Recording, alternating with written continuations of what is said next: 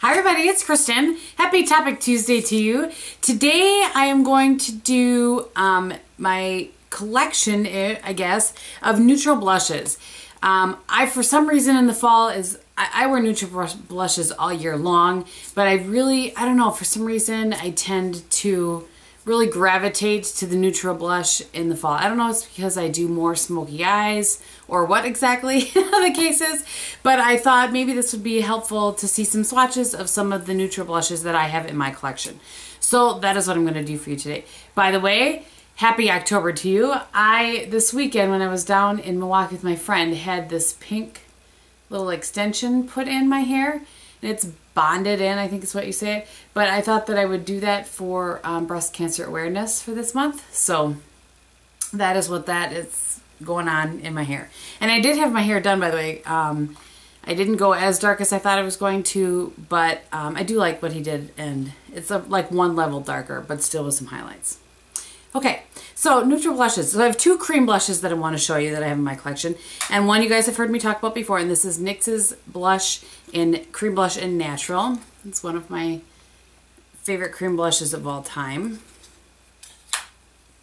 And it looks like that. We're just going to roll my sleeve up in a very ugly manner here. This obviously is a very heavy swatch. Actually, I'll try to even it out a little bit, but it's more neutral than the pink that it's looking there when you shear it out on your skin. And then another one that I have is this Revlon cream blush in Rosy Glow. So it's the packaging like this. It's like that.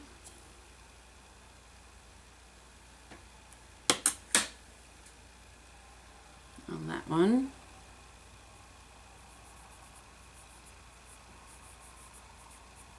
And you can see that it almost goes out into nothingness. It's the top one there.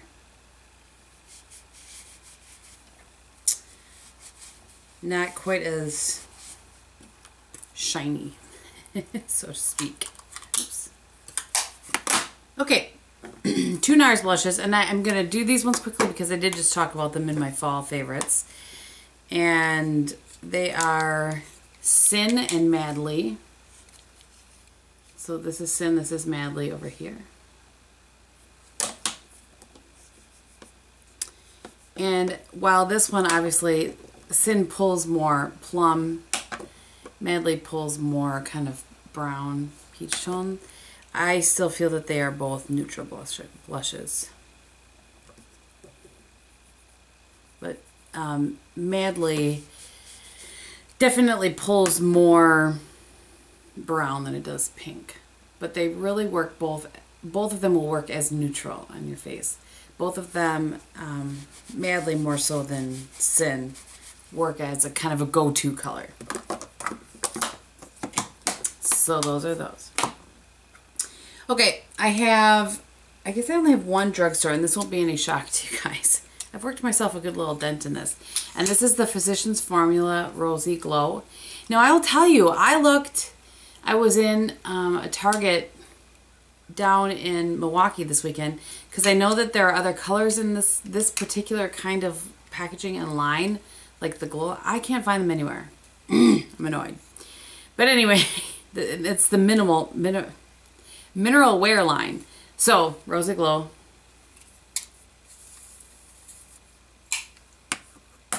Like that. You guys have seen me talk about this one before. I also think that the swatches differently on my hand than it does on my skin, but I just think it's an amazing color. That just doesn't do it justice. But trust me. Okay, so the next one that is a go-to blush, and you guys, anyone that's been with me for a little while has heard me talk about this, and this is Cargo's blush in Tonga. And you cannot just go and, I don't know, when I bought this, it was a couple years ago, I had to Google it, and I kind of bought it from some random store online.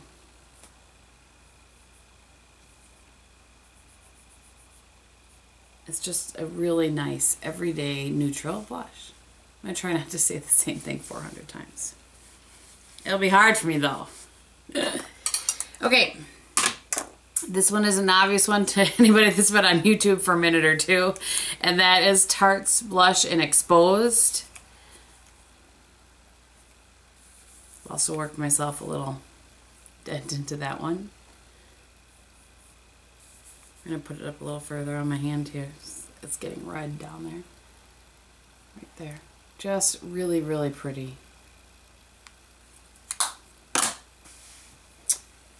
Okay, I have 4 MAC blushes that I think lend themselves to very neutral. The one pulls a little more pink, but nonetheless. So the one that pulls a little more pink is Mocha.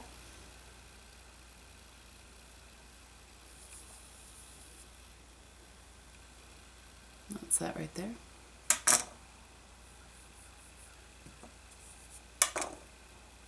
I'm like double swatching these because they're neutral. I want to make sure you can see how they pull.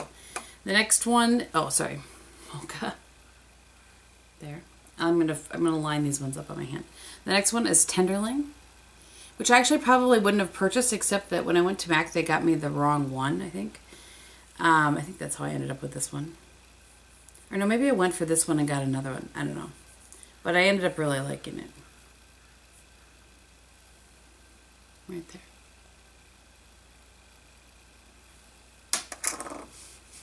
And then this one is Prism.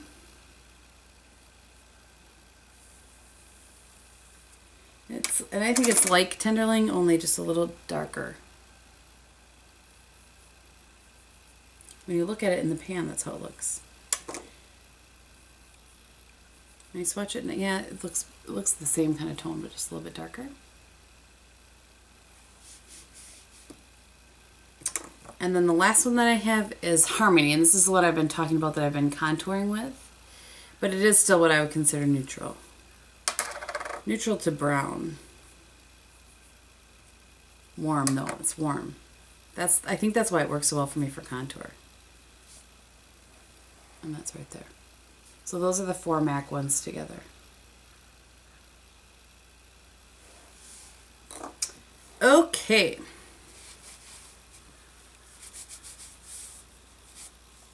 I'm going to slight pause to actually wipe my hand off.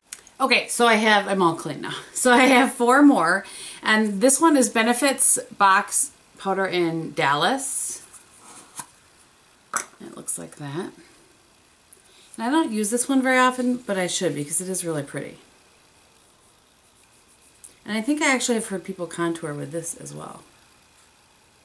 I hate trying to swatch these box powders. It's hard to get your finger in there. Looks like that. So I'm hoping these swatches are helpful for you because maybe they'll help you find the one that you like and you don't need to try all of these. Okay, and then this one you guys have seen a million times. It's one of my favorites, and this is the Lorac Blush in Soul. Talked to Death by Kristin Game.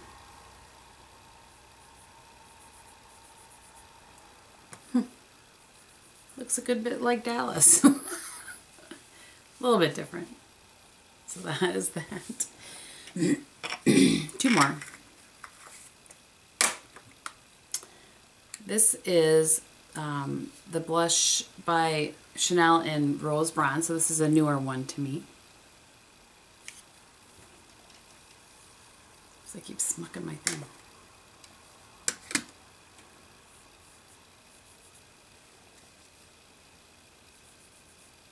It's right here.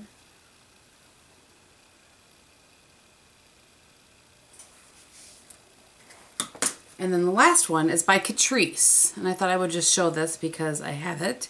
And it's actually called the Defining Duo Blush in Chocolate Cream. Sturdy, because I used it. Not today, but the other day.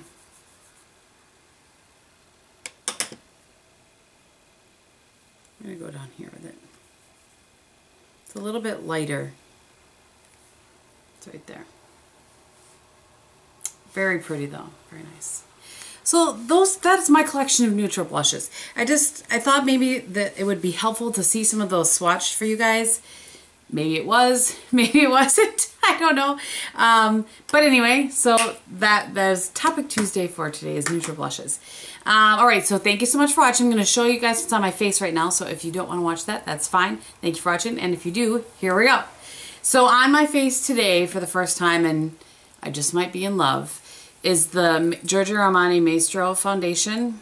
And mine is in the color 4.5. And I think that it's a really good match for me.